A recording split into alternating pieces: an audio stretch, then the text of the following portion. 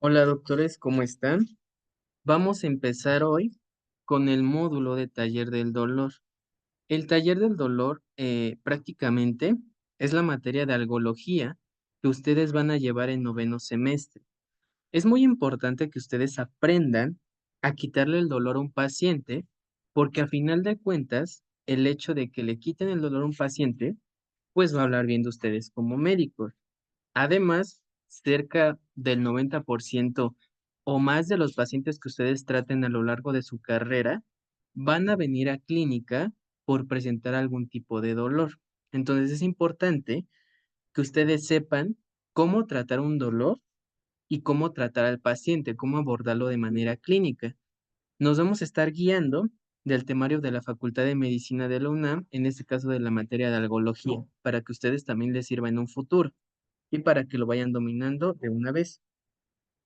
Antes de empezar como tal con los AINES, con lo que es el paracetamol, los COX, etcétera, quiero iniciar con un caso clínico para que ustedes vean la importancia de saber dominar esta rama que en este caso es la algología, que es el tratamiento del dolor. En este caso tenemos un paciente de 65 años que cursa su quinto día de hospitalización. Nuestro paciente tiene algo que se denomina azoemia prerrenal por deshidratación. En la siguiente diapositiva veremos qué es eso y cuenta con los siguientes valores. Creatinina de 3,6. Esta fue al momento de su hospitalización, y una creatinina actual, que esta fue la última que se le midió al paciente, de 2,1 miligramos por cada 100 mililitros. Ahorita les voy a decir el valor normal, pero si se fijan, la creatinina al momento de la hospitalización disminuyó considerablemente a la última toma que se le hizo a nuestro paciente. Y ustedes se preguntarán, ok, ¿qué tiene que ver con los AINES este caso? En el padecimiento actual, doctores, tenemos que el paciente refiere un dolor leve en la región lumbar, lo que muy comúnmente se denomina como ciatalgia o lumbociatalgia o dolor en la espalda, ¿no? En la región lumbar. Al doctor que lo estaba tratando se le hizo fácil darle naproxeno de manera intermitente a nuestro paciente para aliviar el dolor. Hasta este momento, pues no hay nada fuera de lo común, a excepción de que nuestro paciente tiene una lesión renal aguda, que en este caso hace énfasis a la azoemia perrenal. Esto lo verán mucho cuando entren a sus ciclos clínicos en terceroto y en cuarto año, porque los pacientes hospitalizados por lo general tienen ese tipo de patologías. Lo que me interesa abordar en este caso clínico es el hecho de que le haya dado naproxeno para aliviar el dolor de manera intermitente. ¿Fue buena idea o mala idea? Vamos a analizarlo en las siguientes diapositivas. Esto es la importancia del caso clínico. La azoemia prerrenal, doctores, básicamente hace énfasis a que hay una acumulación de compuestos de desechos a nivel de nuestra sangre.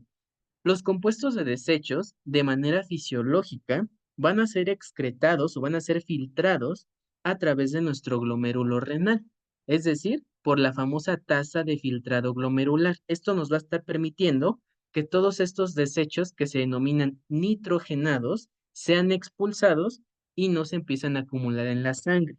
En el caso de una azoemia, justamente ocurre dicha acumulación que en condiciones normales no pasaría. Y sobre todo, tenemos de estos dos compuestos, que es la urea y la creatinina, que muy probablemente hayan escuchado de ella.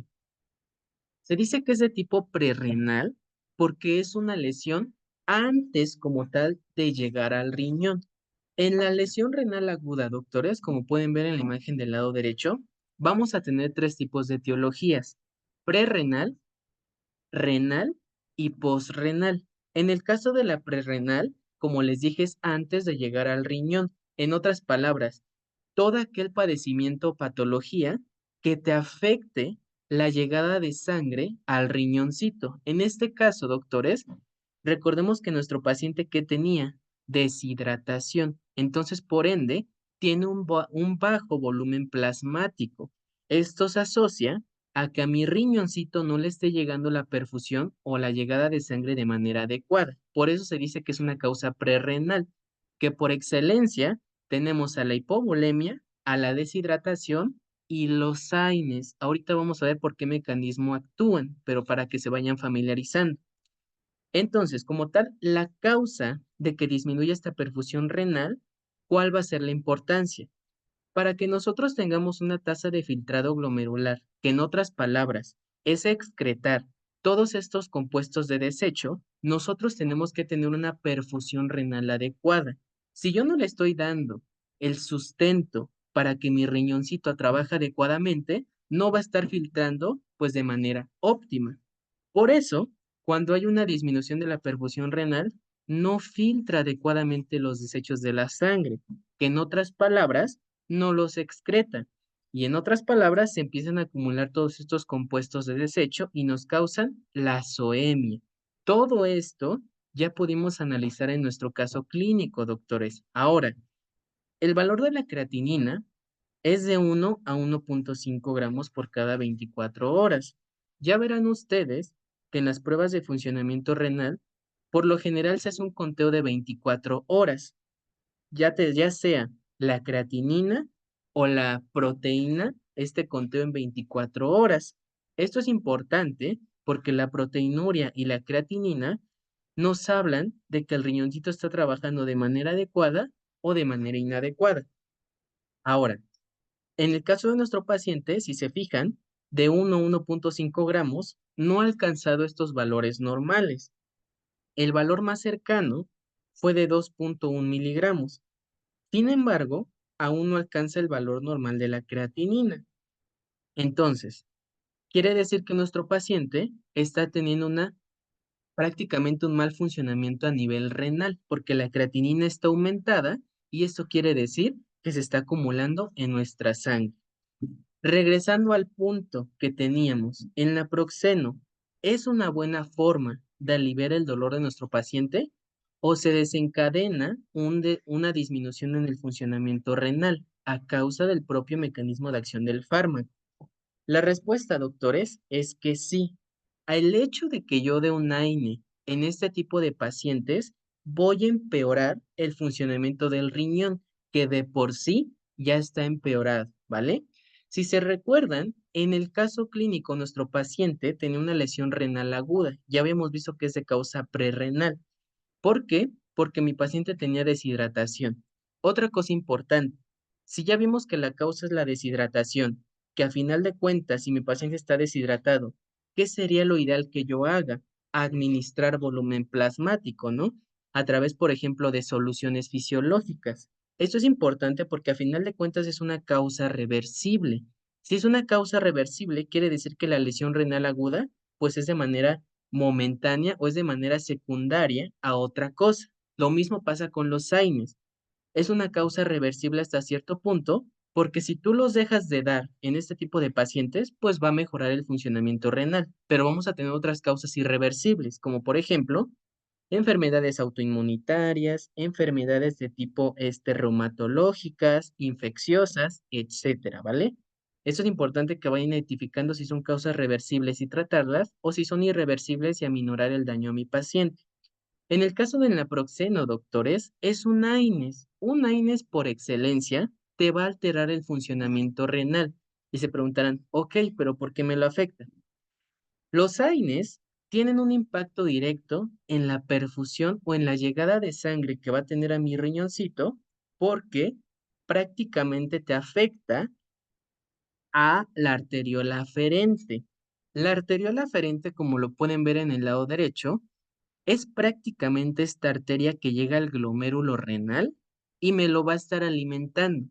Va a estar llegando la entrada de sangre en esta parte, le va a estar dando de comer prácticamente. Los AINES, doctores, en el contexto de que es, pues un AINES tiene un mecanismo de acción muy importante sobre este tipo de estructuras. Específicamente, ya veremos que genera una vasoconstricción. Antes de llegar a esto, vamos a recordar pues, qué sucede en una lesión renal aguda. En una lesión renal aguda sucede una vasodilatación de la arteriola aferente. En otras palabras, si mi riñoncito está sufriendo para obtener la sangre, de manera compensatoria mi organismo lo que hace es dilatar a la arteria que le está dando de comer, que en este caso sería la arteriola aferente. Por eso ocurre una vasodilatación compensatoria de dicha arteria para que aumente la perfusión tisular.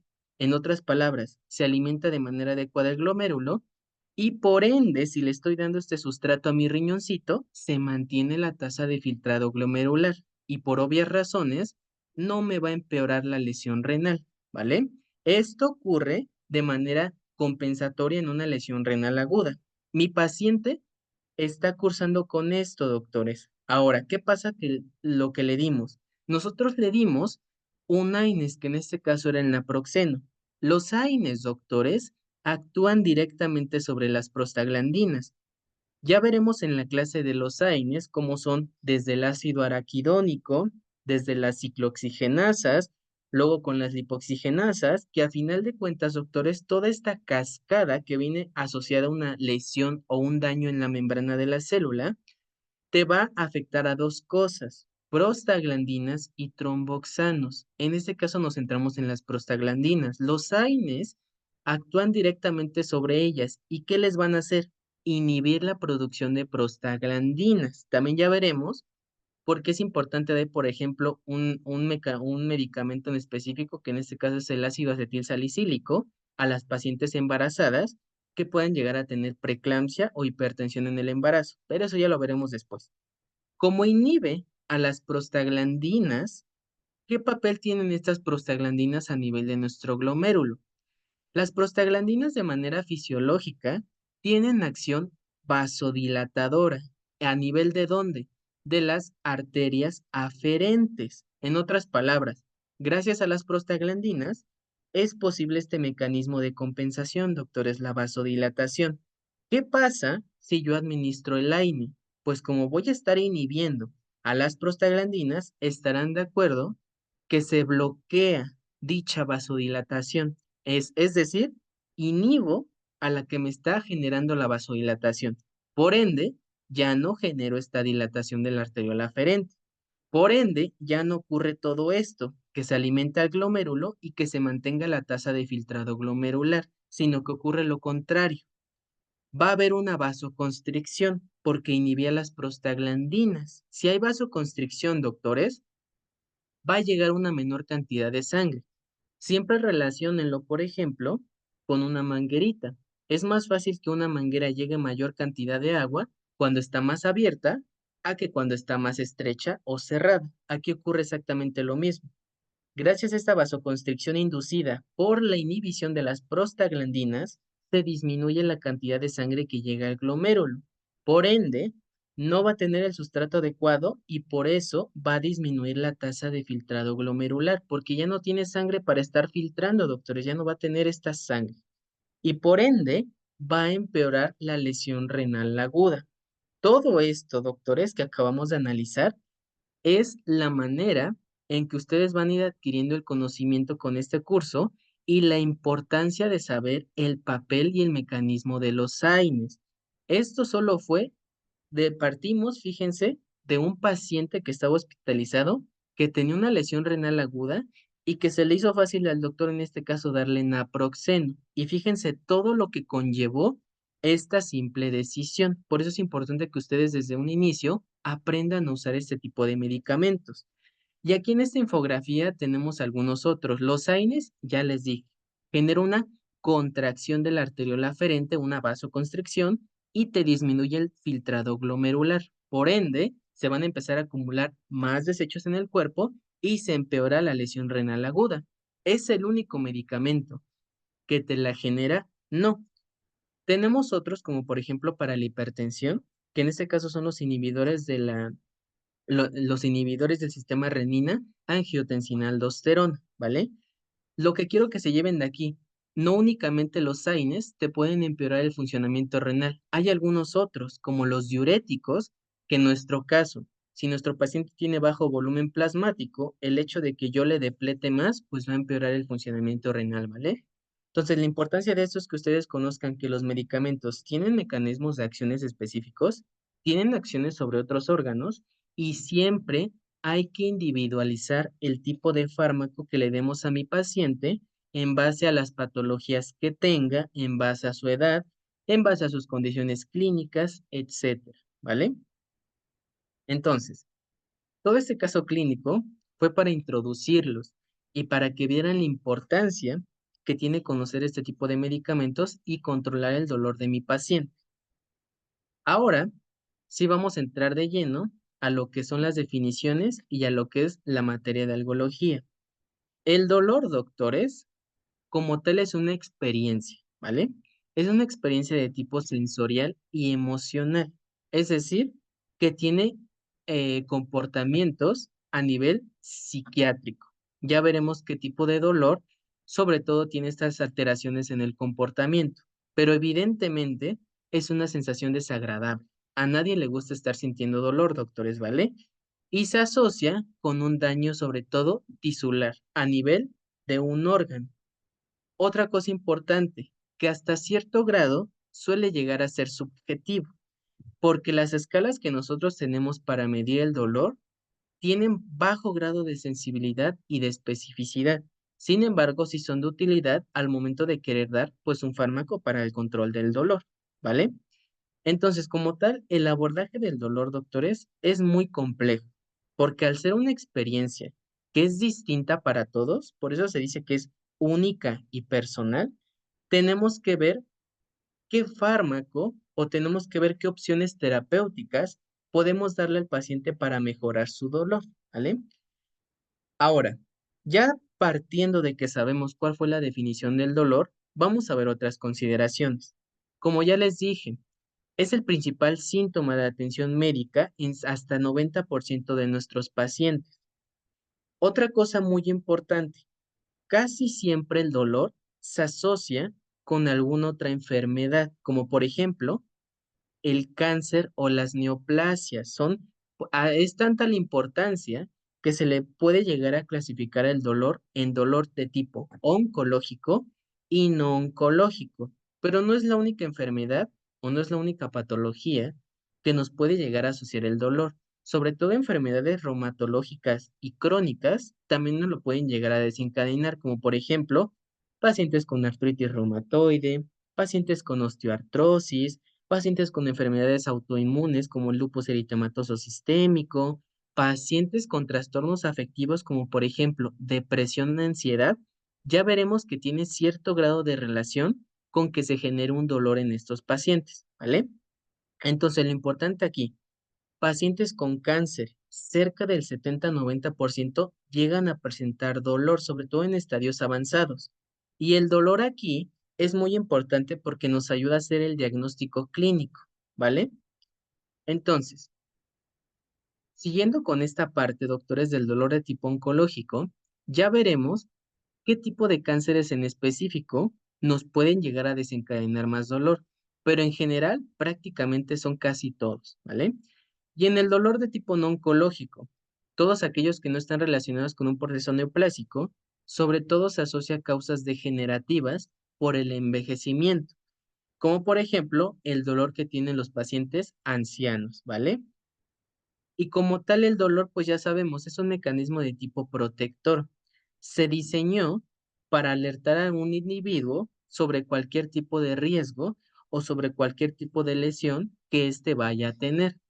El ejemplo más claro que a todos nos dicen en neuroanatomía o los primeros semestres es esto, el arco reflejo. Ya lo sabemos. En este caso, por ejemplo, se asocia con un estímulo doloroso, que en este caso fue acercar el dedo a una llama, de fuego, o por ejemplo, a un clavo y te cortas, ¿no? Inmediatamente este estímulo doloroso se hace prácticamente una traducción hacia un estímulo sensitivo, que a final de cuentas te viaja a través de las raíces nerviosas. ¿Hasta dónde? Hasta el asta posterior de la médula, ya que es de tipo sensitiva, ¿vale? Después de esto sale otro estímulo, doctores, pero en este caso en el asta anterior, porque es de tipo motora. Viaja este estímulo hasta los músculos efectores, ¿para qué? Para quitar prácticamente la extremidad que está siendo afectada y evitar cualquier tipo de agresión en el paciente. Esto es el prototipo, pues por excelencia, que es el arco reflejo, que nos explica justamente el papel del dolor. Es un mecanismo de protección y un mecanismo para evadir riesgos y lesiones a nivel de nuestros tejidos, ¿vale? Ahora bien, el dolor puede ser influenciado por muchas cosas.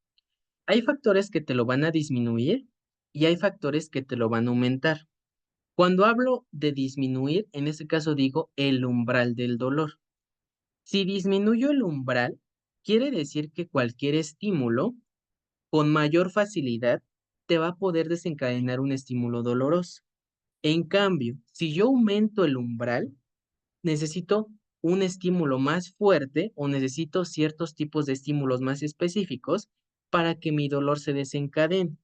Por eso se dice que cosas que me disminuyen el umbral del dolor y me hacen susceptible o más susceptible a presentarlo son fatiga, insomnio, como por ejemplo trastornos afectivos como la ansiedad, el propio malestar en mi paciente, que mi paciente viva con miedo, con angustia, que tenga detectado diagnósticos de depresiones o que sea aislado o que sea introvertido, que si se fijan, casi todos estos factores son emocionales o psicoemocionales, para que vean la importancia de estar bien a nivel psíquico, no a nivel mental en estos pacientes.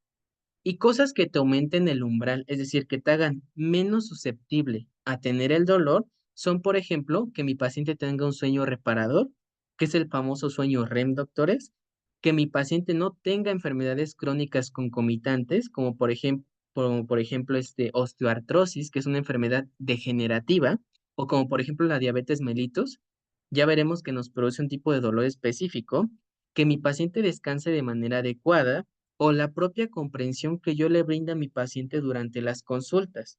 Todo eso hace que aumente el umbral en estos pacientes y tengan una menor cantidad de dolor, ¿vale?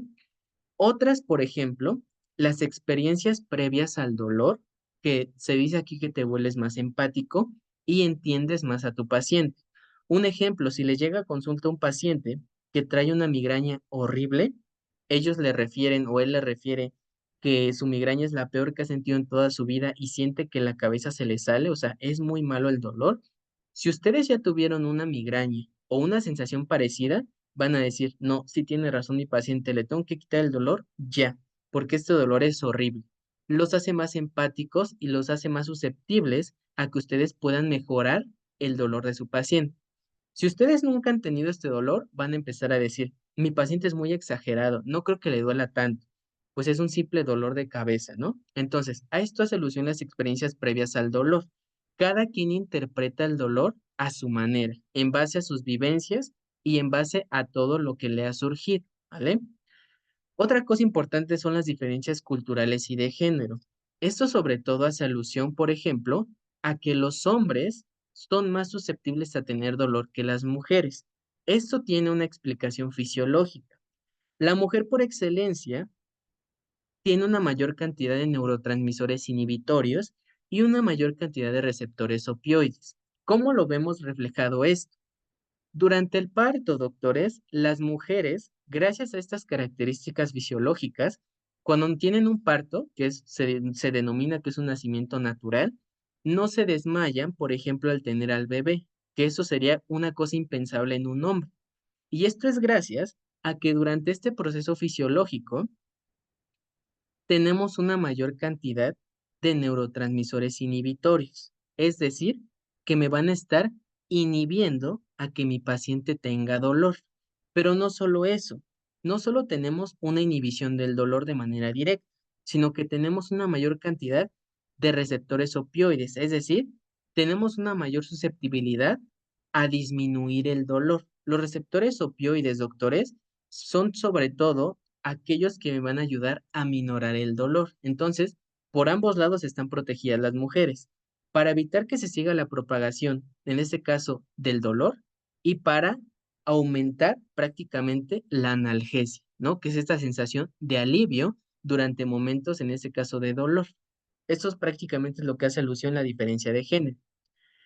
Y ya por último, estas tres. Tenemos las diferencias en los extremos de la vida. En una población joven y adulta, van a ser pacientes más difíciles de tratar, y no precisamente porque tengan patologías complejas, sino que van a ser más exigentes en cuanto a que se les quite el dolor. Esto nos ponía mucha énfasis nuestra doctora de algología, que por ejemplo, los niños y los ancianos, que por lo general, digamos un niño oncológico, un niño que tiene leucemia. Estos niños tienen un dolor terrible y es tanto que inclusive no les permite comer, no les puede llegar a permitir, por ejemplo, pararse, hacer actividades que para nosotros son normales a causa de que es un dolor de tipo, pues, asociado a una neoplasia, ¿no? Algo oncológico. Cuando ustedes le aminoran el dolor a este niño, sin importar que no se lo quiten por completo, con que ellos ya puedan comer, ya puedan jugar con sus amigos o inclusive ya puedan caminar, cuando ustedes les pregunten cómo se sienten, pues van a decir que se sienten como nunca en su vida, ¿vale? Y no precisamente porque ustedes le quitaron todo el dolor, sino que simplemente se lo aminoraron. Esto sucede también, por ejemplo, en los pacientes ancianos.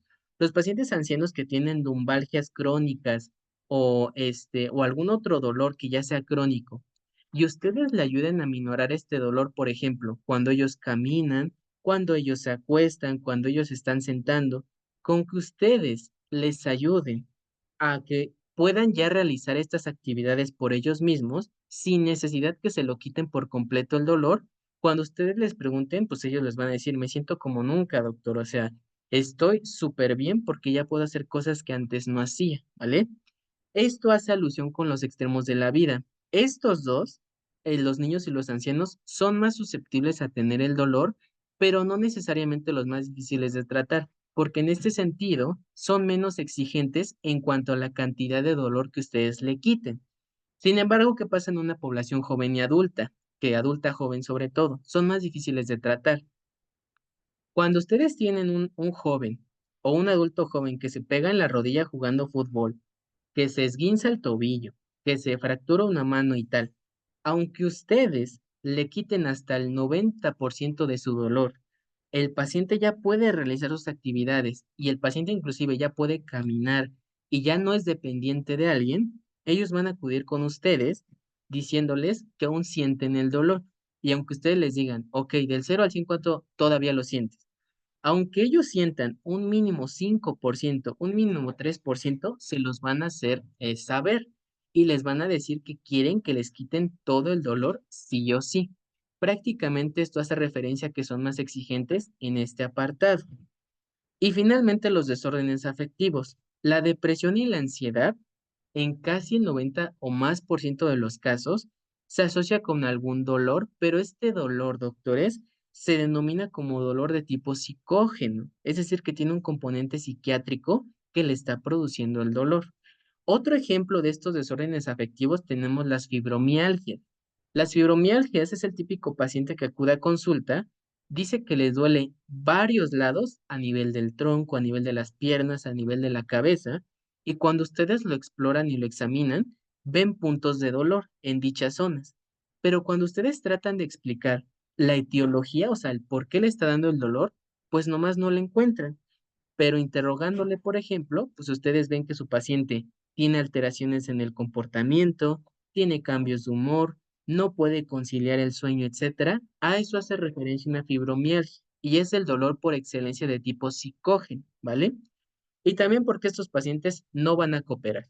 Un paciente que está triste, un paciente que tiene ansiedad, no va a ser cooperativo para que se le quite el dolor, porque pues no es el principal síntoma que lo aqueja, ¿vale? Entonces, ya que vimos esta parte, vamos a ir a cómo se divide o cómo se clasifica el dolor. Lo podemos clasificar en dos, ¿vale? El dolor de tipo agudo y el dolor de tipo crónico.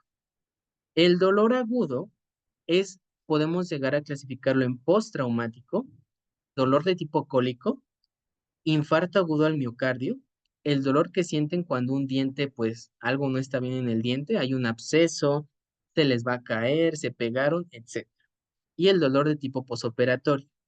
Si se fijan, este dolor agudo es después de algo, ¿vale? Como por ejemplo, postraumático, después de un accidente o después de un trauma fuerte. El dolor de tipo cólico, pues es asociado a que a ustedes les duele una víscera, ya sea, por ejemplo, la vesícula biliar cuando tenemos una colecistitis, a las mujeres cuando tienen su periodo, pues tienen dolores de tipo cólicos. El infarto agudo de miocardio es un dolor agudo por excelencia, porque cuando se resuelve que en este caso es la patología del corazón, se le quita el dolor al paciente. Lo mismo pasa con el tipo dental, pues van y se les quita el dolor del diente con analgesia, etcétera. Y el dolor de tipo posoperatorio, ¿vale? Que es después de un procedimiento quirúrgico. Todos estos son ejemplos de dolor agudo. Ahorita vamos a ver la clasificación precisa de cuándo decir que es un dolor agudo y cuándo decir que es un dolor de tipo crónico. En el dolor de tipo crónico vamos a tener de dos, como ya se los había dicho. El dolor de tipo oncológico y el dolor de tipo no oncológico. En el caso del dolor oncológico, doctores, son todos aquellos producidos por neoplasias, por procesos de cáncer, como por ejemplo el cáncer broncogénico, que es a nivel de los pulmoncitos, cáncer cérvico-uterino, cáncer de mama y cáncer de próstata. Estos tres, sobre todo estos tres últimos, son los prototipos por excelencia de todos aquellos cánceres que me van a generar un dolor crónico en mi paciente. Es decir, que no se le va a quitar y que va a ser de difícil control. En el caso del dolor no oncológico, son todas aquellas patologías que no tienen que ver directamente con un proceso de cáncer, como por ejemplo la diabetes mellitus con la famosa neuropatía diabética, la osteoartrosis, que es un proceso degenerativo, la artritis reumatoide, que son pacientes que inclusive pueden llegar a tener rigidez en las extremidades, las neuralgias, como por ejemplo neuralgia del trigémino o el virus del herpes zóster, que ustedes verán en infectología más adelante, y la insuficiencia vascular, que es la famosa paciente que acude a consultas porque dice que tiene venas varicosas en las piernas y ustedes le tocan y pues les duele, ¿no? A nivel de la pantorrilla o a nivel de los gemelos. Esta es la clasificación por del dolor según la temporalidad, es decir, según el tiempo. Tenemos muchas otras, pero nos vamos a centrar sobre todo en esta, doctores, ¿vale? Entonces, el dolor agudo, primero les voy a decir lo que dicen los libros y después lo que yo quiero que ustedes se queden. En los libros te dice que es un dolor agudo, toda aquella sensación de dolor evidentemente, que va a ser breve, es transitoria y por razones son de duración corta. Se dice que es de duración corta cuando, bueno, en un promedio de menos de 3 meses hasta 6 meses. Esto se clasifica como un dolor de tipo agudo y se relaciona con un estímulo nocivo. Por excelencia, el dolor agudo, el ejemplo, es en este caso la imagen del lado derecho. Cuando ustedes se cortan el pie, por ejemplo, con un alfiler o se queman o lo que ustedes quieran, es un dolor agudo, porque al momento de la lesión ustedes presentan dicho dolor. Cuando ustedes retiran el pie del estímulo nocivo o que les produjo el dolor, pues la sensación de cierta manera se va a aliviar, no por completo, pero sí les va a disminuir el dolor. A eso hace énfasis un dolor de tipo agudo. Si se fijan, este fue un dolor breve, fue transitorio y fue de duración corta, porque al momento que ustedes se quitaron del estímulo doloroso, disminuyó, ¿vale? Y otra cosa importante, este tipo de dolor, doctores, se llega a acompañar de fenómenos autonómicos, es decir, cuando ustedes les muerde un perro, por ejemplo, ese es un dolor de tipo agudo. ¿Por qué? Porque cuando les muerde el perro, ustedes qué empiezan a hacer, se empiezan a poner taquicárdicos, ¿no? El corazón se les empieza a acelerar, empiezan a sudar, que en este caso es la diaforesis, de manera exagerada. Se les eleva la presión arterial, sus pupilas se hacen grandototas, ¿no? Que es la midriasis. Y prácticamente se les activa el sistema nervioso simpático, que ¿cuál era? El de lucha o huida. Es por esto que se acompaña de fenómenos autonómicos, porque a final de cuentas, hacer un dolor agudo, esta es una respuesta de lucha, es una respuesta de huida. Ya no queremos que el estímulo doloroso nos siga haciendo daño. Entonces, por eso se acompaña de fenómenos autonómicos, por la activación de este sistema nervioso simpático, ¿vale? Y se dice que tiene dos fases, uno de tipo rápido y uno de tipo crónico. El dolor agudo, sobre todo, va a ser por fibras rápidas o fibras de tipo primarias. Se dice que es un dolor rápido primario, aquellas que van a estar conducidas por fibras de tipo A delta. Y se dice que es crónico cuando va a ser conducidas por fibras de tipo C.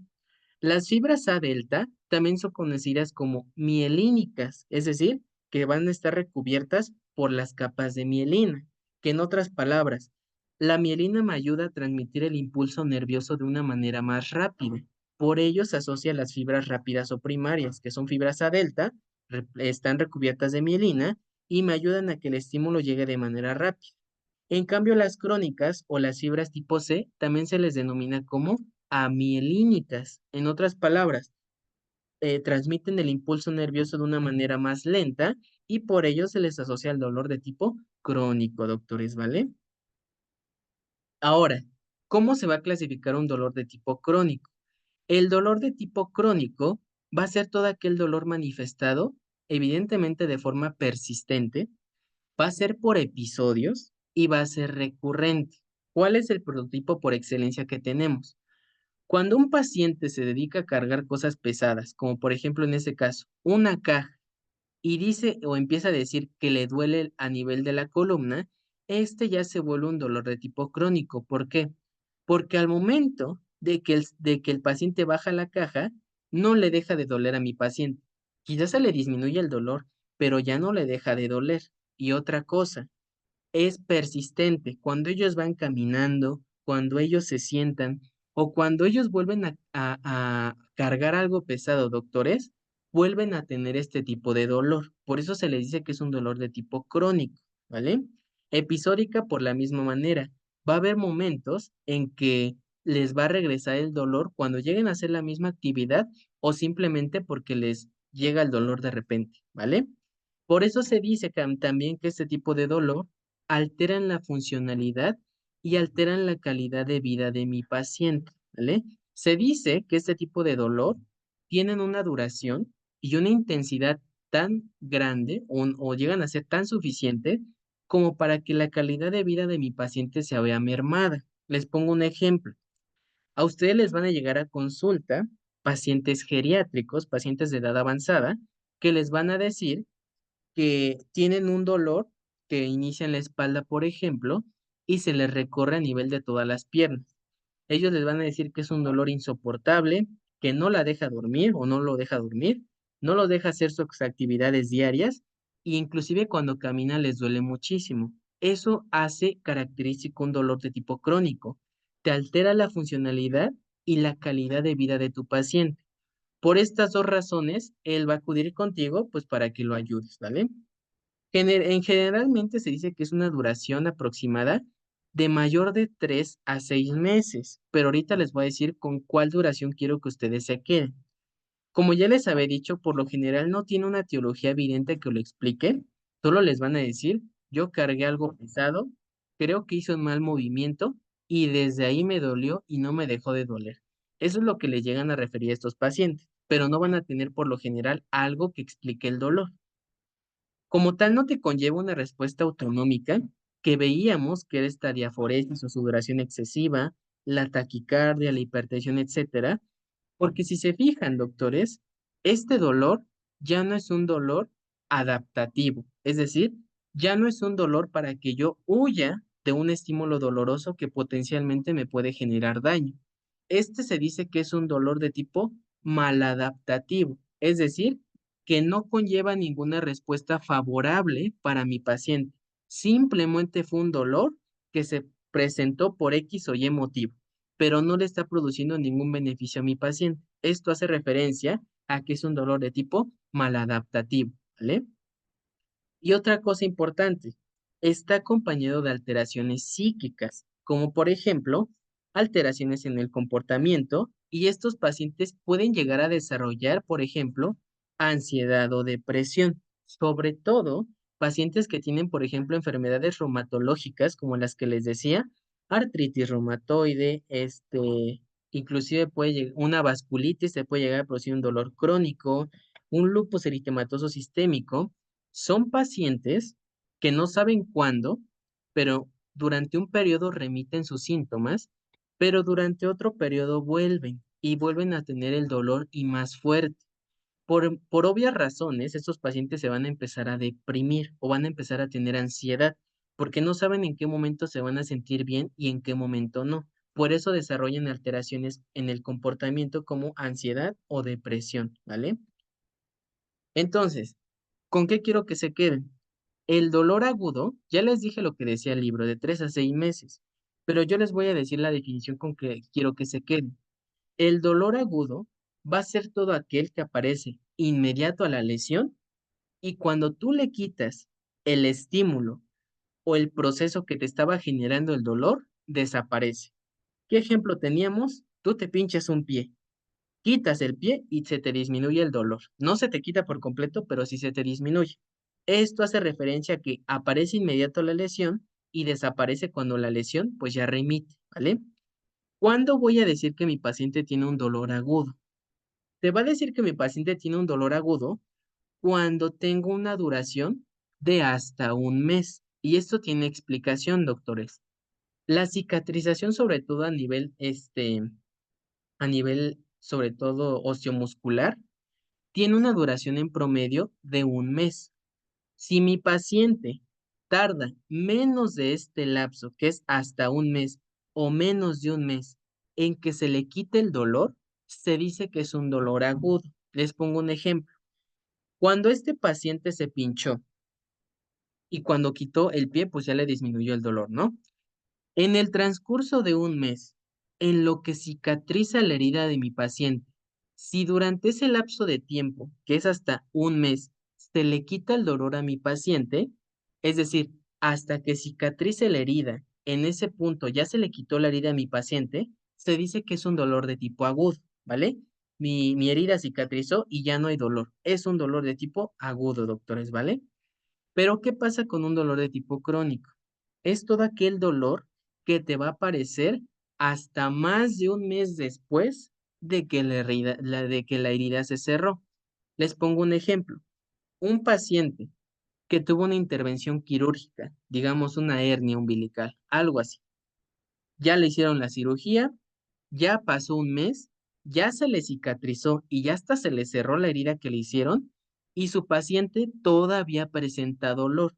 Ese ya es un dolor de tipo crónico, porque ya se cerró la herida por completo, ya se hizo la cicatrización y todavía persiste del dolor, que en otras palabras ya pasó más de un mes.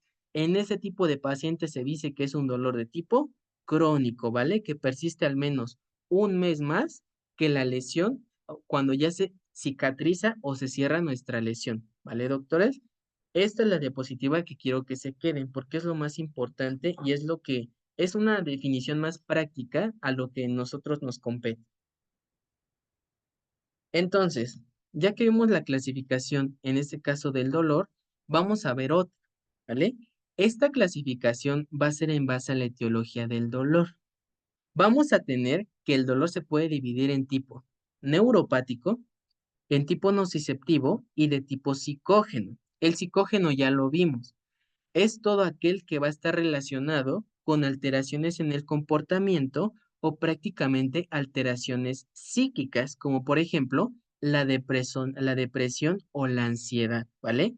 Todas esas alteraciones en el comportamiento que yo le diagnostique a mi paciente y que yo vea que muy probablemente son la fuente del dolor, son un dolor de tipo psicógeno. Por excelencia teníamos la fibromialgia. No es el único, vamos a ver otro. Tenemos un dolor que es un dolor de tipo nociceptivo. Este es un dolor que va a ser secundario a la activación de los nociceptores. ¿Qué son los nociceptores? Son terminaciones nerviosas libres o son los receptores del dolor. Nosotros tenemos estos receptores prácticamente en todo el organismo, ¿vale? Tenemos receptores o estos nociceptores tanto superficiales como profundos.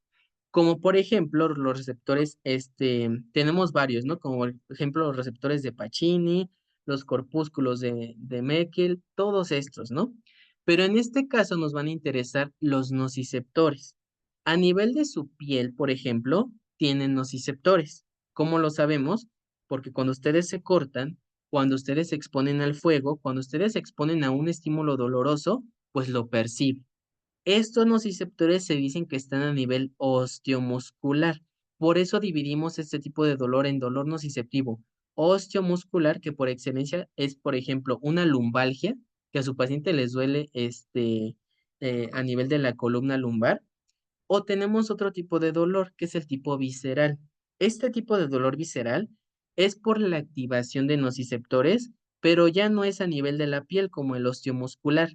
Otro ejemplo del osteomuscular, por ejemplo, son las fracturas, son, por ejemplo, cuando ustedes se cortan, cuando ustedes se pegan, todo aquello que me active los nociceptores a nivel de su piel, ¿vale? Y los de tipo visceral son todos aquellos que me activan los nociceptores, pero ¿a nivel de qué? A nivel de órganos internos, ¿vale? A nivel de vísceras. ¿Qué dolores viscerales tenemos? Muchísimos tipos, doctores.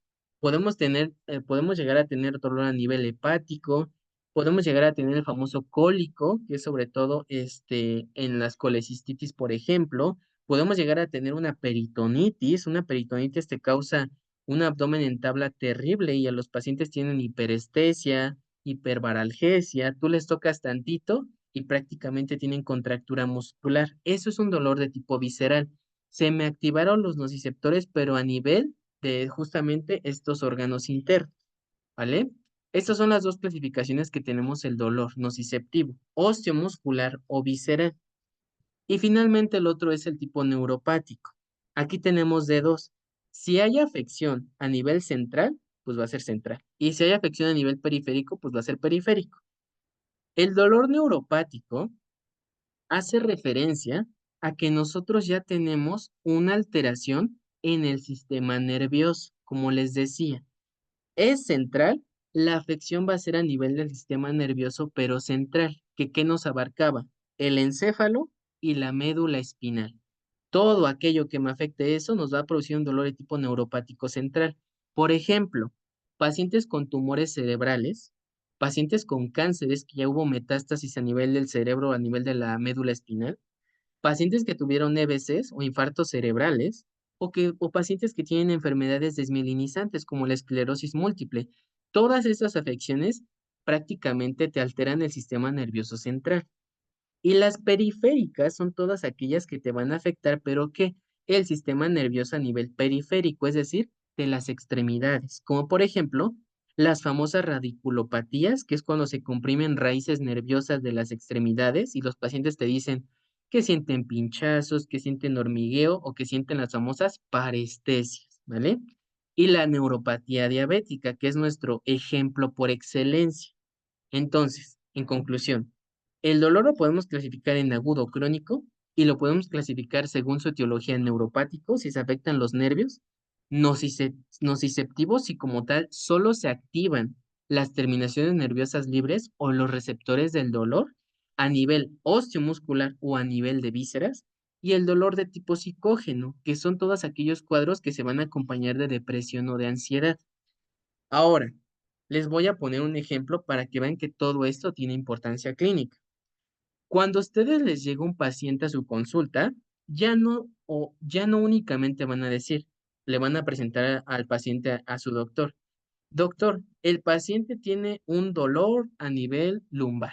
No, ustedes ya van a indagar más y ya con base a estas clases ya le van a poder decir, doctor, mi paciente tiene un dolor de tipo crónico.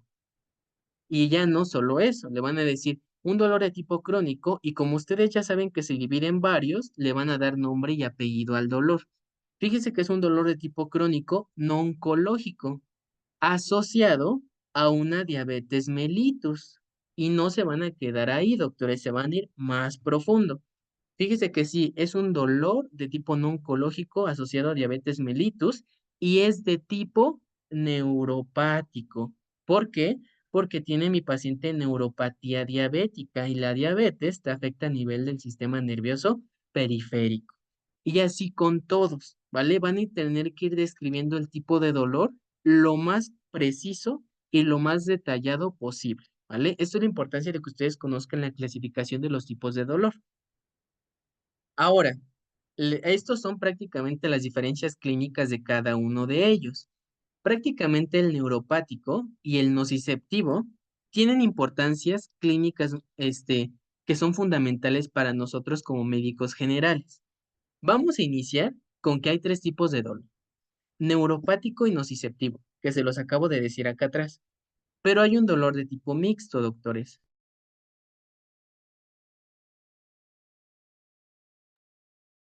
Ah, perdón, ahí está.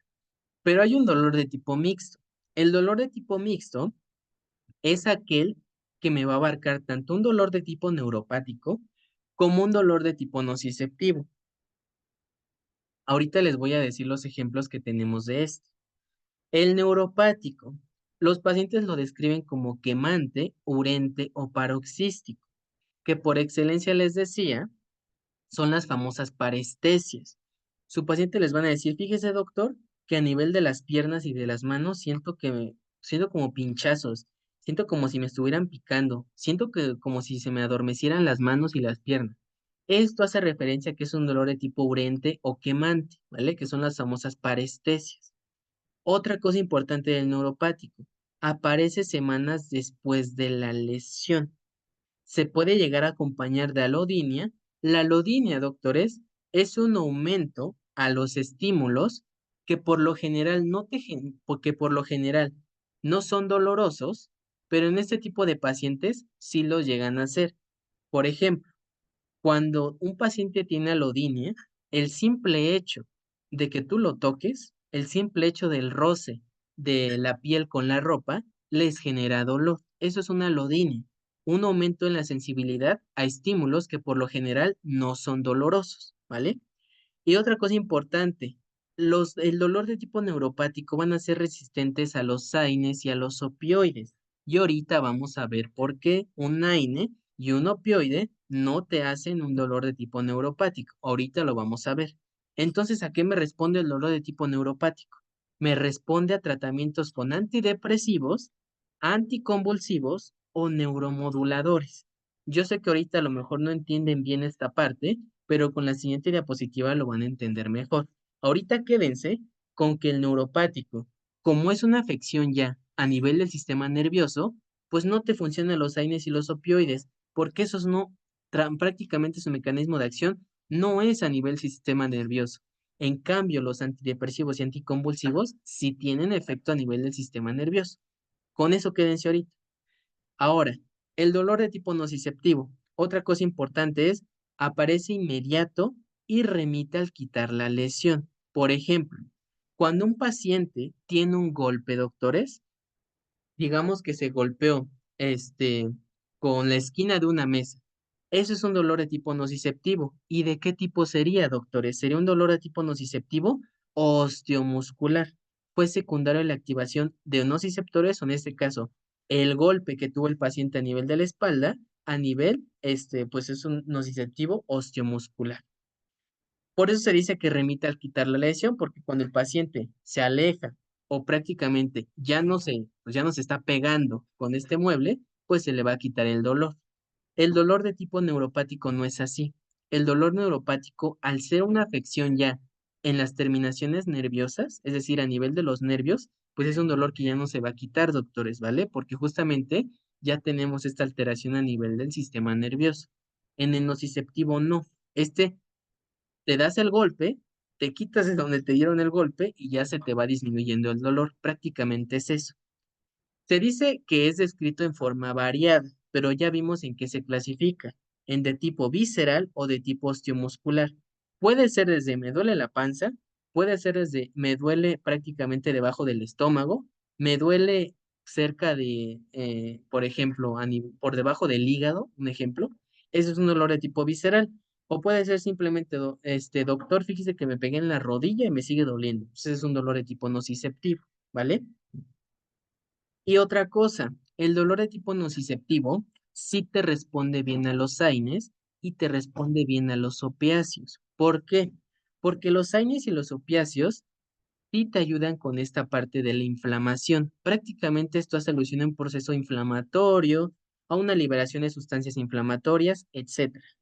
Y el nociceptivo, a diferencia del neuropático, no se alivia con tratamientos que te impacten o que te actúen a nivel del sistema nervioso, como si lo son los antidepresivos y los anticonvulsivos, ¿vale? Entonces, para resumen y lo que quiero que se quede, neuropático. Al tener la afección al nivel del sistema nervioso, necesito de medicamentos que te actúen a ese mismo nivel. Por eso utilizamos neuromoduladores, como por ejemplo antidepresivos y anticonvulsivos. Como los AINES y los opiáceos no te actúan a nivel del sistema nervioso, tienen otro mecanismo, pues no te sirven, por eso se dice que son resistentes. El nociceptivo, como tenemos, no, en este caso en el nociceptivo, no tenemos una alteración en el sistema nervioso. Tenemos prácticamente una liberación de sustancias inflamatorias, tenemos un proceso inflamatorio y tenemos liberación de todos estos tromboxanos, prostaglandinas, interleucinas, etcétera. Es un proceso inflamatorio per se, el nociceptivo. Por ende, el que me va a ayudar a disminuir la inflamación son los antiinflamatorios no esteroideos, porque tienen un mecanismo de acción que en este caso sí funciona, es más de tipo local, doctores. Como el problema no está a nivel nervioso, si yo le trato de dar antidepresivos o le trato de dar anticonvulsivos o neuromoduladores en este tipo de dolor, no le va a funcionar al paciente, porque ahí no viene el dolor, ¿vale? Es lo que quiero que entiendan de esta diapositiva. Y por último, el dolor de tipo mixto, que tiene un componente neuropático y tiene un componente nociceptivo. Les pongo un ejemplo. El paciente que tuvo un accidente automovilístico, tuvo un choque, doctores, ¿vale? Y se golpeó a nivel de la columna. Este paciente va a tener tanto un dolor neuropático como un dolor de tipo nociceptivo. ¿Por qué? El nociceptivo va a ser provocada por el propio golpe, por lo que decíamos, secundario a la activación de los nociceptores. Va a tener un dolor nociceptivo porque se dio el golpe y se pegó en la columna, pero a su vez va a tener un dolor de tipo neuropático. ¿Por qué? Porque ese golpe le causó un desplazamiento de la vértebra y a final de cuentas le comprimió ahí un nervio, ¿vale? Le creó una hernia discal y le está comprimiendo un nervio a nivel de la columna. Por eso también se asocia a una radiculopatía, ¿vale? Y fíjense cómo un mismo paciente te puede llegar a tener los dos tipos de dolor. Y a lo mejor se preguntan, ¿qué importancia tiene esto? Porque en estos tipos de paciente, cuando yo los quiera tratar, voy a ir al dolor que más le esté generando problemas, ¿vale? Si mi paciente que llegó con este traumatismo, por ejemplo, doctores, dice que le duele horrible las piernas, dice que siente estas parestesias, esta sensación de hormigueos en todas las piernas y que siente muchísimo dolor, yo voy a ir a tratarle principalmente este dolor, doctores, ¿vale? No me voy a ir de una al nociceptivo, ¿vale? Porque no es el que principalmente le duele. Esta es la importancia de saber los dos tipos de dolor. Individualizar mi terapia al paciente y tratar el dolor, pues que más le esté aquejando en ese momento, ¿vale? Otro ejemplo de dolor de tipo mixto que no son los traumas, los cánceres, el cáncer de próstata y el cáncer cervicouterino, son prototipos perfectos para el dolor de tipo mixto. Y acá les tengo unos ejemplos. Imagínense que su paciente tiene cáncer de próstata. Estos pacientes tienen los dos tipos de dolor, tanto los nociceptivos como los neuropáticos. Pero aquí es la importancia de esta clase. Ustedes tienen que identificar cuál es el dolor predominante en cada uno de sus pacientes, porque en base a ese dolor predominante, ustedes lo van a tratar farmacológicamente. En el caso del cáncer de próstata, el dolor predominante va a ser el nociceptivo, doctores, ¿vale? ¿Por qué?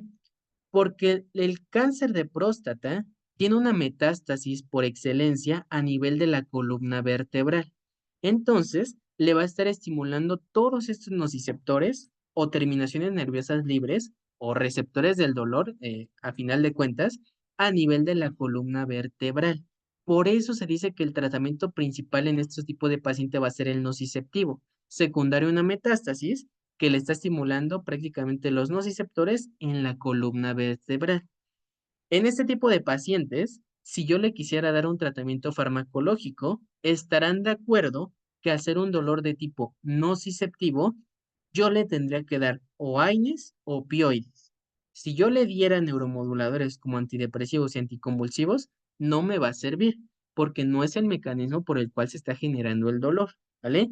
Y eso es importante porque gracias a este dolor, es el principal síntoma por el cual nosotros hacemos el diagnóstico clínico del cáncer de próstata, la afectación en la columna, ¿vale? Ahora, ¿qué pasa en el cáncer cervicuterino? Es lo contrario. El dolor predominante aquí va a ser el dolor de tipo neuropático. ¿Por qué? Porque este tipo de cáncer por excelencia te invade las raíces sacras, es decir, cerca de la columna lumbar. Pues, la columna lumbar está más arriba, ¿no?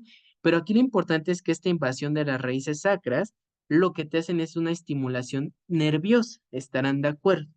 Les producen estas pacientes un ardor tan severo, doctores, que ellas refieren que fuera como si les encajaran cuchillos a nivel de la vulva o a nivel de la vagina. Por eso, cuando estas pacientes le refieren a este tipo de dolor, ustedes ya saben que es de tipo neuropático, porque a final de cuentas no te está estimulando las terminaciones nerviosas, no te están simulando los receptores del dolor en un nivel, no, te está afectando las raíces nerviosas, específicamente las raíces sacras. Por eso, cuando tú ves este tipo de dolor neuropático, que es el predominante en el cáncer cervicouterino, no lo vas a tratar con AINES o no lo vas a tratar con opiáceos porque no te va a servir. Lo vas a tratar con ¿qué? Con antidepresivos, con anticonvulsivos y neuromoduladores, porque la afección no está a nivel local, es decir, no está a nivel osteomuscular o visceral. La afección está a nivel nerviosa, que en otras palabras es una afección neuropática, ¿vale? Y otro ejemplo, la diabetes mellitus. El dolor predominante en estos pacientes va a ser el neuropático, por lo que ya vimos las famosas neuropatías diabéticas. No quiero abordar mucho la fisiopatología, pero quédense con que la diabetes mellitus te afecta la mielina, todas estas vainas de mielina a nivel nervioso, que a final de cuentas te está afectando ¿qué? El sistema nervioso periférico, ¿vale? Entonces, por eso se dice que en estos pacientes el dolor de tipo neuropático pues se tiene que tratar con qué, con lo que ya vimos, doctores. Si te está afectando a nivel del sistema nervioso, lo tratas con medicamentos que tengan el mismo mecanismo de acción, antidepresivos, anticonvulsivos y prácticamente neuromoduladores. ¿O ustedes han visto que los pacientes con neuropatía diabética le den AINES o les den tramadol o les den buprenorfina, que son opioides? No, porque el mecanismo del dolor no es nociceptivo. No le está doliendo a nivel osteomuscular, no le está doliendo a nivel visceral, le está doliendo porque es una afección a nivel nerviosa. Y justamente por estos pacientes, ¿qué les damos? Pregabalina y les damos complejo B, porque son agentes que nos van a actuar a nivel del sistema nervioso, ¿vale? Otra clasificación que tenemos es de acuerdo al grado de intensidad. Tenemos una intensidad leve cuando el paciente dice que le duele de 1 a 4. Ya saben, la famosa pregunta. Del 1 al 10, ¿qué tanto le duele? 1 es prácticamente nada. 5 es un dolor, pues está más o menos. Y 10 es el peor dolor que ha sentido en su vida. Esas preguntitas nos ayudan a catalogarlo. Si el paciente les dice entre 1 a 4, ustedes lo pueden clasificar como leve. Si les dice de 5 a 7, lo clasifican como moderado. Y si les dice de 8 a 10, lo clasifican ya como severo. ¿Cuál es la importancia de esto? Que si, por ejemplo, su paciente se encuentra entre un dolor leve y un dolor moderado, llámese que tiene un cólico biliar, llámese que tiene, por ejemplo, lo que veíamos que es una radiculopatía, que se golpeó el brazo, etcétera. Si tiene entre 1 y 4 hasta 5 a 7, que es de leve a moderado, ustedes lo pueden tratar con AINES o con opioides débiles, ¿vale? Ya veremos cuáles son los opioides débiles. Pero, por ejemplo, si su paciente ya se encuentra de 7 o hasta de 8 a 10, o sea, ya le refiero a un dolor que es prácticamente severo, ya no lo van a tratar con AINES o no lo van a estar tratando con opioides débiles. Ya van a ir con toda la artillería pesada, que en este caso van a ser neuromoduladores, opioides fuertes y hasta en casos más graves, sedantes musculares, ¿vale? ¿Por qué? Porque a mí, por ejemplo, cuando a ustedes les llega un paciente a urgencias y tiene quemaduras de tercer grado y les refiere que tiene obviamente muchísimo dolor, no le van a empezar con AINES, no le van a empezar con un tramadol a ver si se le quita, no. Ustedes van a empezar con neuromoduladores, le van a atacar todas las partes del dolor que más se pueden. Y ahorita vamos a ver cuáles van a ser esos mecanismos que les vamos a atacar y prácticamente con opioides fuertes. También ya veremos en la clase de opioides cuáles son este tipo de fármacos, ¿vale? Pero esta es otra manera en que nosotros podemos abarcar los tipos de dolor. Esta es la fisiopatología del dolor, doctores. No les quiero hacer mucha énfasis en esta diapositiva, únicamente ustedes para que la vean después, porque realmente no es de mucha ayuda en esta clase, ¿vale? Es prácticamente todo lo que se activa cuando un paciente tiene dolor, pero no lo vamos a abordar mucho porque no es tan relevante en esta clase. Prefiero abordar esta diapositiva, que es lo más importante de la clase. Es la razón por la cual ustedes van a ver las clases, para saber tratar el dolor. Todos estos, que son 4 doctores, van a ser los mecanismos por los cuales se va a transmitir el dolor. Pongan mucha atención porque si entienden esta diapositiva, van a saber a tratar un dolor. Vamos a tener dos tipos de sensibilizaciones, periférica y central. Todo lo que ustedes ven a su izquierda va a ser periférica y todo lo que ustedes ven a su derecha van a ser centrales. En la sensibilización periférica, doctores, como tal, no va a haber una afectación todavía de nuestro sistema nervioso central. En la sensibilización central, como su nombre lo dice, ya tenemos una afectación a nivel del sistema nervioso central. Y estas diferencias van a ser importantes en el tratamiento. De manera inicial vamos a tener la transducción, que es prácticamente cuando nosotros tenemos el estímulo doloroso. Es este momento en el cual nosotros nos pinchamos con un clavo, con un vidrio, con lo que ustedes quieran, y empezamos a sentir el dolor. Esa es la transducción. Este estímulo doloroso se tiene que convertir en un estímulo mecánico, es decir, para que lo detecten nuestras terminaciones nerviosas libres o los receptores del dolor. Posteriormente, cuando ustedes se cortan, se pegan, lo que quieran, se liberan sustancias o mediadores inflamatorios. ¿Para qué? Porque toda esta estimulación o esta conversión a un estímulo químico, que son los mediadores inflamatorios, te activan las vías de señalización o te avisan al cuerpo que algo está pasando. Se cortó prácticamente a nivel del pie, no sé, se empiezan a liberar sustancias inflamatorias y esto prácticamente activa a nuestro organismo y le dice a nuestro, pues sí, a nuestro cerebrito, algo está pasando y algo malo está pasando. Entonces, posteriormente que ya se liberaron todos estos mediadores inflamatorios, se tiene que traducir esta respuesta a un estímulo eléctrico para que a final de cuentas llegue a nivel de la médula espinal y se integre hasta nuestro cerebrito, ¿vale? Todo esto abarca la transducción, desde el momento del estímulo doloroso hasta que prácticamente se activan a los nociceptores, doctores, ¿vale? Hasta este punto, que digamos que fue un golpe de rodilla, que fue una cortada, que fue se cortó con el vidrio, lo que ustedes quieran, hasta este momento los medicamentos que te van a funcionar en la transducción van a ser los AINES, van a ser, por ejemplo, antihistamínicos y van a ser, por ejemplo, los esteroides, ¿vale? Ojo, recuerden que hasta este momento no estamos todavía en el sistema nervioso central, todavía estamos en el sistema nervioso periférico, ¿vale? Por eso te van a servir los AINES y los esteroides, porque como tal tienes un proceso inflamatorio y esto pues te van a ayudar a este tipo de medicamentos. A nivel de la conducción, que es cuando ya se genera un estímulo eléctrico y ese estímulo eléctrico viaja, pues ya bueno, hasta el ganglio de la raíz dorsal, que prácticamente ya es a nivel nervioso. Ya tenemos aquí una estimulación a nivel nervioso, ¿vale? ¿Qué medicamentos te van a actuar? Hasta este punto de la conducción, doctores, donde ya tenemos esta conversión del estímulo mecánico a un estímulo eléctrico que ya va a empezar a viajar hasta el sistema nervioso central, pero todavía no llega. Ojo, aquí todavía estamos a nivel del sistema nervioso periférico. Los medicamentos que te van a actuar en este nivel, vamos a tener ya anestésicos locales. ¿Por qué los anestésicos locales, como por ejemplo la lidocaína? Porque la lidocaína, su mecanismo de acción per se, es que te interrumpe la conducción nerviosa, ¿vale? Entonces, hasta este punto, ya tenemos la transducción y ya tenemos la conducción, que ya es este estímulo eléctrico que va a pasar hasta la raíz posterior de la médula espinal, ¿vale? Pero aquí todavía sistema nervioso periférico. Entonces podemos llegar a utilizar anestésicos locales como la lidocaína porque decíamos te interrumpen la conducción nerviosa.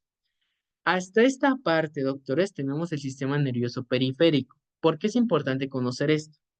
Si a su paciente que tuvo, por ejemplo, un golpe, su paciente que tuvo un está en el operatorio, y su paciente viene a ustedes por consultas repetidas de que no se les quita el dolor, ustedes pueden ir siguiendo este mecanismo. Ok, primero le voy a inhibir la transducción, que ya sé que fue al momento que se pegó, al momento que se golpeó, etcétera, etcétera, ¿vale? Entonces le voy a empezar a dar AINES para ver si se le quita.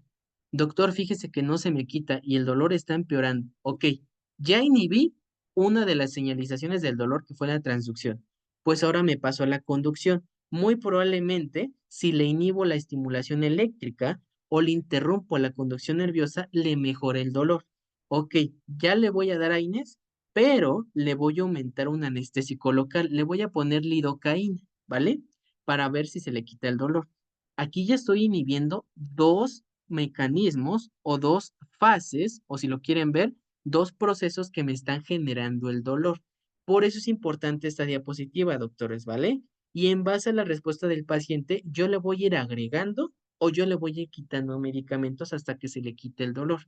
Ok, ya le di mi anestésico local de lidocaína. ¿Se le quitó el dolor? Vamos a ver.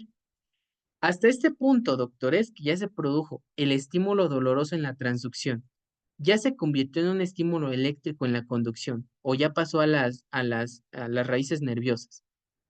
Aquí todavía estamos en el sistema nervioso periférico, pero ahora este estímulo eléctrico ya va a llegar a integrarse a nivel de la médula espinal, que ya estamos hablando del sistema nervioso central. Vamos a tener aquí ya la modulación, que es la entrada de este estímulo eléctrico a prácticamente el sistema nervioso central para que se integre o para su integración, ¿vale?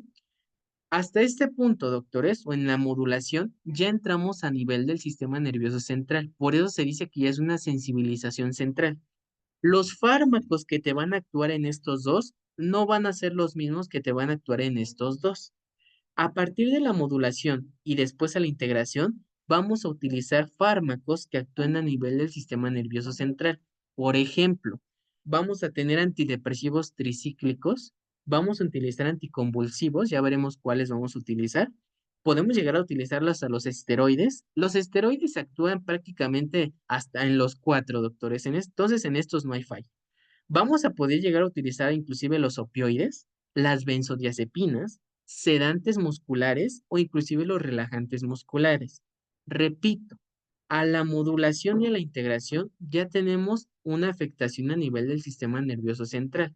Volvemos a poner el mismo caso. Nuestra paciente que acudió a consulta, digamos, por una radiculopatía. Ustedes en un inicio le dieron AINES, no se le quitó el dolor. Después ustedes dijeron, pues les voy a dar un anestésico local con lidocaína, tampoco se le quitó. Ok, pues vamos a ver si con un neuromodulador se le quita el dolor. Ustedes le empezaron a dar, por ejemplo, un anticonvulsivos a su paciente, ¿vale? O ustedes le empezaron a dar pregabalina, que en este caso la pregabalina se actúa a nivel del sistema nervioso central.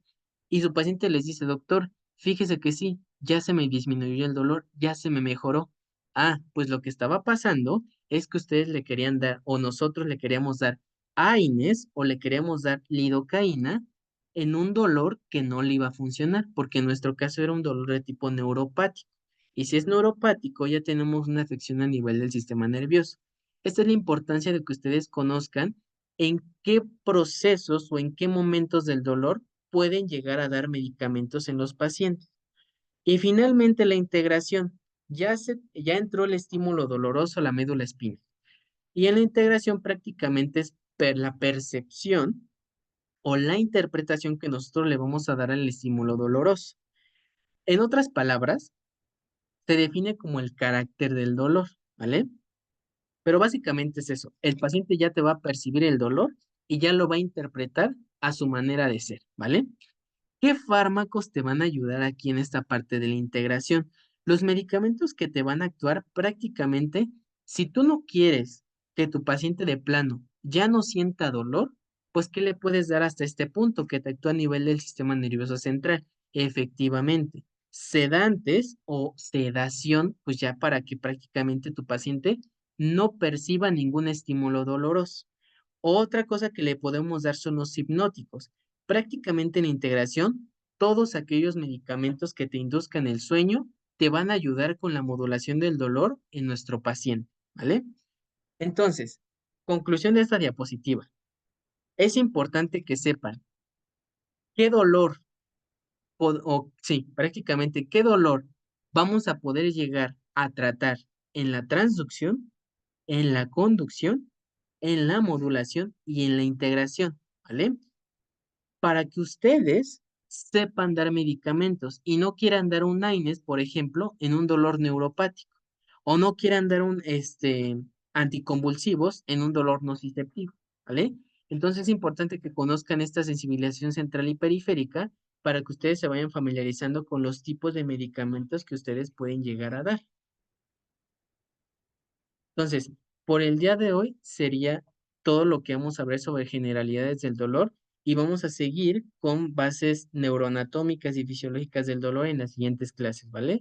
Espero que tengan buenas noches o tardes o la hora que lo estén viendo y pues nos vemos en otra clase. Muchas gracias, doctora.